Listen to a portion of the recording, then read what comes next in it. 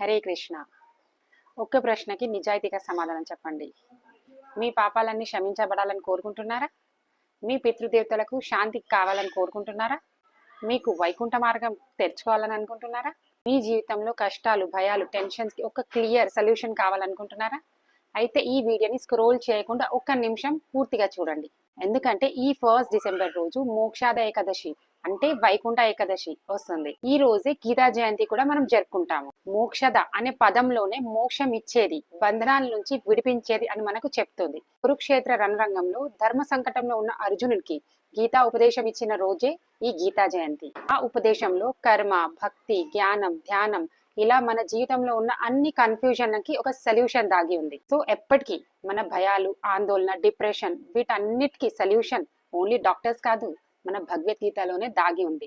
మీరు తెరిచి చదవడమే ఆలస్యం. ఈ గీతా జయంతి రోజు కనీసం మీకు ఎన్ని వీలైతే అన్ని భగవద్గీతాన్ని పంచిపెట్టండి. ఇంకా గీతాలోని ఏ ఒక్క అధ్యాయమైనా లేకపోతే కొన్ని శ్లోకాలన్నా వినండి, చదవండి. ఇలా మన సనాతన ధర్మాన్ని ముందుకు తీసుకెళ్దాం. కమెంట్స్ లో గీతా జ్ఞానాన్ని ప్రాక్టీస్ చేస్తానని రాయండి. ఇది కమెంట్స్ కాదు, మీ ఆత్మకిచ్చే సంకల్ప వాక్యం. సో ఈ వీడియోని భక్తి దానంగా ఎవరి ఒకరికో పంపండి. సో వారి జీవితంలో వారి దిశ మారితే ఆ పుణ్యం మీ జీవితంలో వైకుంఠ ద్వారంలా మారుతుంది. హరే కృష్ణ.